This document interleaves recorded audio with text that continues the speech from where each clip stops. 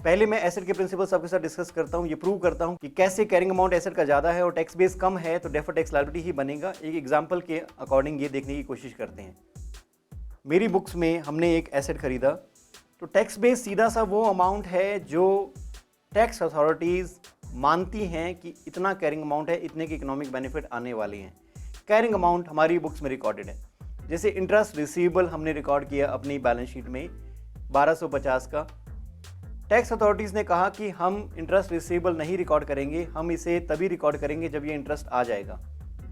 तो tax authorities इसे balance sheet में आने का मौका ही नहीं देती हैं। डायरेक्टली जब भी पेमेंट होगी इंटरेस्ट की, वो उसे डायरेक्टली रिकॉग्नाइज करेंगे और हमारी इनकम में रिकॉर्ड कर देंगे, तो मौका ही नहीं दिया। तो टैक्स अथॉरिटीज़ के हिसाब से टैक्स बेस क्या हुआ? मेरी बुक्स में कैरिंग अमाउंट है 1250 का इंटरेस्ट रिसीवेबल। टैक्स अथॉरिटीज़ की तरफ रुक करके देखा तो उन्होंने कहा कि हमारे यहाँ कुछ भी नहीं है, तो हम ये बोलेंगे कि टैक्स बेस निल है। जब मैं दो फिगर्स को कंपेयर करता हूँ तो ऐसा दिखाई देता है कि कैरिंग अमाउंट मेरा ज़्यादा है 1250 और टैक्स बेस निल है, तो carrying amount is higher than tax base of asset. मेरा कैरिंग अमाउंट उससे 1250 ज़्यादा है, तो इसके ऊपर अगर मैं टैक्स रेट अप्लाई करूंगा 30% का, तो मुझे ये पता लग जाएगा कि डीटीएल कितना क्रिएट करना है, कितनी टैक्स लायबिलिटी मेरी फ्यूचर में होगी। क्योंकि मैंने तो इंटरेस्ट रिसीवेबल रिकॉर्ड किया, मैंने तो ये कहा कि मेरे पास ये एसेट है, और टैक्स अथॉरिटीज़ ने नहीं माना। वो एकदम से तब चार्ज करेंगे जब उन्हें कैश रिसीव हो जाएगा और एकदम से एक लायबिलिटी उभर के आ जाएगी, जिसकी तैयारी मैं पहले ही करता हूँ। मैं इंटरेस्ट रिसीवेबल रिकॉर्ड करते वक्त ही एक डीटीएल भी रिकॉर्ड करता हूँ कि जब फ्यूचर में कैश रिसीव होगा इससे रिलेटेड तो मुझे टैक्स पे करना होगा, इसकी तैयारी मुझे कर लेनी चाहिए। तो बैलेंस शीट अप्रोच हमारी मदद करती है कि हम कितना डीटीए और कितना डीटीएल क्रिएट करें। कई बार ऐसा होता है कि हमने अपनी बुक्स में ट्रेड रिसीवेबल रिकॉर्ड किया 1250 का, टैक्स अथॉरिटीज़ उसे मान लेती हैं कि हम भी मानते हैं कि आपका 1250 का इंटरेस्ट रिसीवेबल है। उन्होंने ये नहीं बोला कि हम इसे कैश बेसिस पे टैक्स करेंगे, उन्होंने मान ली ये बात। अब जाके कंपेयर किया तो हमारी बुक्स में कैरिंग अमाउंट है 1250, उनके टैक्स बेस भी 1250 ही दिखा रहा है। तो उस केस में क्या होगा? कोई टेम्परेरी डिफरेंस दोनों में नहीं है। कोई टेम्परेरी डिफरेंस नहीं है तो ना डीटीए अराइज होगा ना डीटीएल अराइज होगा। तो ऐसे भी केसेस आ जाते हैं जिनमें कैरिंग अमाउंट एसेट का या लायबिलिटी का टैक्स बेस ऑफ एसेट और लायबिलिटी से मेल खाता है, बिल्कुल बराबर है। उस केसेस में डिफरेंसेस नहीं है तो हम कोई भी डीटीए या डीटीएल नहीं क्रिएट करेंगे। एक और बात सामने आती है कि जहाँ पे भी कहा गया हो कि इस बात का कोई फ्यूचर टैक्स कॉन्सिक्वेंस नहीं है, जहाँ पे भी ऐसा हमें आभास दिया गया है या हमें जानकारी दी गई है कि इस आइटम से रिलेटेड कोई फ्यूचर टैक्स कॉन्सिक्वेंस नहीं होगा, इसका मतलब ये है कि फ्यूचर में ना तो कोई डीटीए अराइज होगा ना कोई डीटीएल अराइज होगा। तो फ्यूचर टैक्स कॉन्सिक्वेंसेस नहीं है, तो उस केस में हम ये मानेंगे कि टैक्स बेस कैरिंग अमाउंट के बराबर है, चाहे एसेट का हो चाहे लायबिलिटी का हो। लायबिलिटी में कैसे बिहेव कर रहा है ये पहले एसेट के प्रिंसिपल को समझने के बाद समझेंगे, ताकि टैक्स बेस ऑफ एसेट क्या होता है इसको समझते हैं पहले, इसके बाद टैक्स बेस ऑफ लायबिलिटी समझेंगे, जो कि थोड़ा सा अलग है टैक्स बेस ऑफ एसेट से। मान लीजिए हमारे पास एक एसेट है जिसकी कीमत 1 लाख रुपए है और 5 साल की उसकी यूजफुल लाइफ है। हम नॉर्मली डेप्रिसिएशन चार्ज कर रहे हैं 20,000 पर ईयर का। टैक्स अथॉरिटीज़ ने एक्सीलरेटेड डेप्रिसिएशन अलाउ किया है। वो कहते हैं कि आप चाहो तो पहले 2 साल में ही डेप्रिसिएशन चार्ज कर लो। तो हम लिखते हैं अपना कैरिंग अमाउंट पहले दिन, ईयर 0 में लिखूंगा कि पहला दिन है जिस दिन हमने एसेट खरीदा, उस दिन हमारी बुक्स में 1 लाख का एसेट रिकॉर्डेड है। टैक्स अथॉरिटीज़ की तरफ देखा तो उन्होंने कहा कि हम भी इसे आज के दिन तो 1 लाख का ही मान रहे हैं। 1 साल का समय बीता, हमने अपनी बुक्स में उसे 80,000 का रिकॉर्ड किया, दूसरे साल के एंड में 60,000 का, तीसरे साल के एंड में 40,000, चौथे साल के एंड में 20,000 और 5वें साल ये एसेट फुली डेप्रिशिएटेड हो गया और 5 साल की इसने यात्रा अपनी पूरी कर ली। पर दूसरी तरफ जब टैक्स अथॉरिटीज़ के बैलेंसेस को देखा तो साल की शुरुआत में जिस दिन हमने एसेट खरीदा था उस दिन तो वो 1 लाख का ही था, बट जैसे ही 1 साल बीता उन्होंने हमें 50,000 का डेप्रिसिएशन अलाउ किया। उनके अकॉर्डिंग कैरिंग अमाउंट 1 साल के बाद 50,000 का हो गया। दूसरे साल के एंड में वो 0 वैल्यू पे आ गया क्योंकि उन्होंने फुली डेप्रिशिएट करने दिया इसे 2 साल के पीरियड में। तीसरे साल में कैरिंग अमाउंट निल है, चौथे साल में भी कैरिंग अमाउंट निल है और 5th ईयर में भी कैरिंग अमाउंट 0 है। तो अगर हम इसे कंपेयर करते हैं 1 साल के बाद तो मेरा 80,000 का कैरिंग अमाउंट का एसेट कंपेयर होगा टैक्स बेस ऑफ एसेट से जो कि 50,000 का है। इन दोनों का डिफरेंस होगा 30,000। इस 30,000 पे मैं टैक्स रेट लगाता हूँ 30% का, तो डायरेक्टली मुझे पता चल जाएगा कि डीटीएल मेरा 9,000 है। जैसे ही दूसरा साल खत्म होता है मेरा कैरिंग अमाउंट है 60,000। टैक्स बेस की तरफ देखा तो वहाँ दिखाई दिया कि वहाँ पे फुली डेप्रिशिएट हो गया है और उनके हिसाब से टैक्स बेस 0 हो गया है क्योंकि वो 2 साल में फुली डेप्रिशिएट हो गया। तो जब कंपेयर किया 60,000 को 0 से, तो 60,000 का अमाउंट कहीं ज़्यादा है टैक्स बेस ऑफ एसेट से। 60,000 के डिफरेंस पे जब टैक्स रेट लगाया 30% का, तो हमें मिला 18,000 का DTL। अगर आपको P&L अप्रोच याद हो तो पहले साल में हमने 9,000 का DTL क्रिएट किया था, अगले साल फिर सेम डेप्रिसिएशन अलाउंस हमें मिला 50,000 का, तो हमारा DTL अगले साल भी 9,000 से बढ़ के 18,000 पे हो गया था। बैलेंस शीट अप्रोच में ये हमें डायरेक्टली पता चल जाता है कि पहले साल 9,000 का DTL है, दूसरे साल जब 60,000 को 0 से कंपेयर किया, 60,000 के डिफरेंस पे जब 30,000 का रेट लगाया तो हमें 18,000 डायरेक्टली DTL पता लग गया। ये फ़र्क है P&L और बैलेंस शीट अप्रोच में। अब तीसरे साल क्या हुआ? तीसरे साल मेरा कैरिंग अमाउंट है 40,000, टैक्स बेस ऑफ एसेट नील है। अब 40,000 के डिफरेंस पे 30% का रेट लगाएंगे तो हमें मिलेगा 12,000 का DTL। अब आप देखेंगे कि पहले साल DTL बना 9,000, दूसरे साल DTL बना 18,000 और तीसरे साल एकदम से कम हो गया, ये 12,000 पे आ गया। बहुत बार लोग कंफ्यूज हो जाते हैं कि जब ऐसा होता है तो कहीं हमारा डेफर्ड टैक्स एसेट तो नहीं क्रिएट हो रहा। इसको बहुत ध्यान से समझना है कि यहाँ पे डेफर्ड टैक्स एसेट क्रिएट नहीं हुआ है, यहाँ पे डेफर्ड टैक्स एसेट क्रिएट नहीं हुआ है, यहाँ पे रिवर्सल ऑफ DTL होना शुरू हुआ है। हमने जो बिल्डअप किया था DTL पहले 2 साल में 9,000 प्लस 9,000 18,000 के लेवल पे पहुँचने के बाद हम अब रिवर्स करने लगे हैं, ये 6,000 से रिवर्स हुआ। अगर आपको P&L अप्रोच याद हो तो तीसरे साल में एकदम से उन्होंने 6,000 का टैक्स ज़्यादा मांगना शुरू कर दिया था। पहले हमारा टैक्स एक्सपेंस था 54,000, वो डिमांड कर रहे थे 45,000, तो हमने DTL क्रिएट किया था 9,000 का। दूसरे साल भी उन्होंने वैसा ही किया, हमने टैक्स एक्सपेंस रिकॉर्ड किया 54,000, उन्होंने फिर डिमांड किया 45,000। हमने दूसरे साल फिर 9,000 का DTL में बैलेंस अपडेट किया, हमारा बैलेंस वहाँ पे DTL में 18,000 का हो गया। तीसरे साल में अगर आपने देखा होगा हमारा टैक्स एक्सपेंस फिर वहीं रहा 54,000, पर एकदम से टैक्स अथॉरिटीज़ हमसे 60,000 का टैक्स मांगने लगे। क्या हम तैयार थे? हाँ, हम बिल्कुल तैयार थे, क्योंकि हमारे यहाँ DTL क्रिएटेड था 18,000 का। उस बैलेंस को हम यूज़ करेंगे इस एक्स्ट्रा टैक्स लायबिलिटी को पे करने के लिए, जो तीसरे साल एकदम से इन्होंने 6,000 का एक्स्ट्रा अमाउंट हमसे मांग लिया। हम तो तैयारी करके बैठे थे 54,000 के टैक्स एक्सपेंस को रिकॉर्ड करने के लिए, बट एकदम से उन्होंने 6,000 का एक्स्ट्रा टैक्स मांगा। हम तैयार थे, इसलिए हमने 18,000 में से 6,000 माइनस किए और हमारा बैलेंस 12,000 का रह गया P&L अप्रोच में तीसरे साल।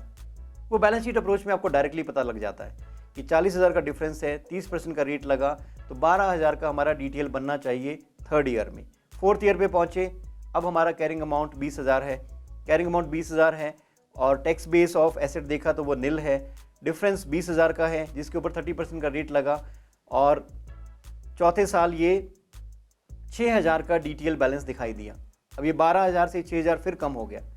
फिफ्थ ईयर में जब हमारा एसेट फुली डेप्रिशिएट हो जाता है या पूरी तरह से कंज्यूम हो जाता है, उस साल हम फिर वैसा ही एक्सपेंस चार्ज करेंगे। अपनी बुक्स में तो हम 20,000 का डिप्रिसिएशन चार्ज करेंगे और वो हमें कुछ भी अलाउ नहीं कर रहे हैं, तो फिर हमसे 6,000 का एक्स्ट्रा पैसा मांगा जाएगा। और हम तैयार थे क्योंकि हमारे DTL बैलेंस में फोर्थ ईयर के एंड में 6,000 का बैलेंस पड़ा है, जो फिफ्थ ईयर के बैलेंस में बिल्कुल सेट ऑफ हो जाएगा।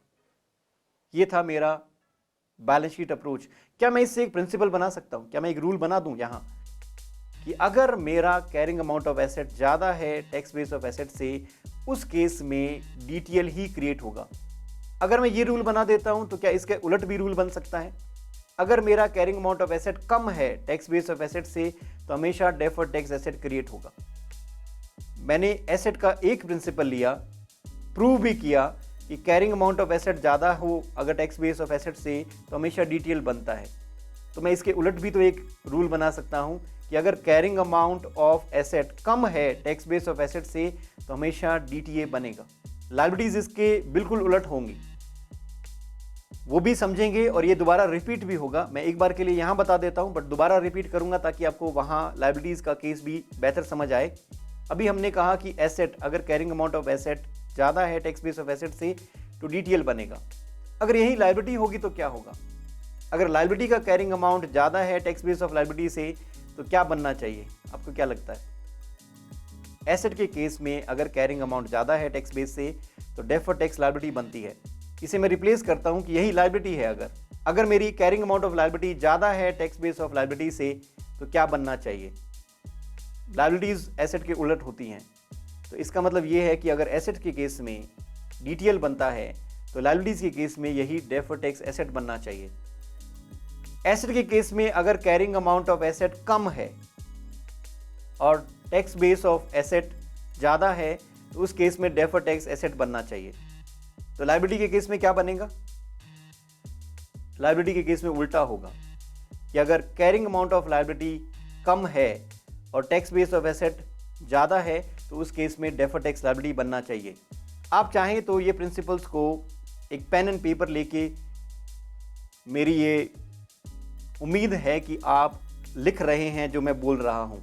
ये चारों प्रिंसिपल्स आपको लिखने हैं, तभी आपको टैक्सेस की परिभाषा या कि ये कैसे काम करता है ये समझ आएगा। तो मेरी राय ये है कि एक बार पॉज करके या रुक के ये चारों प्रिंसिपल्स को लिख लो। मैं समराइज करता हूँ।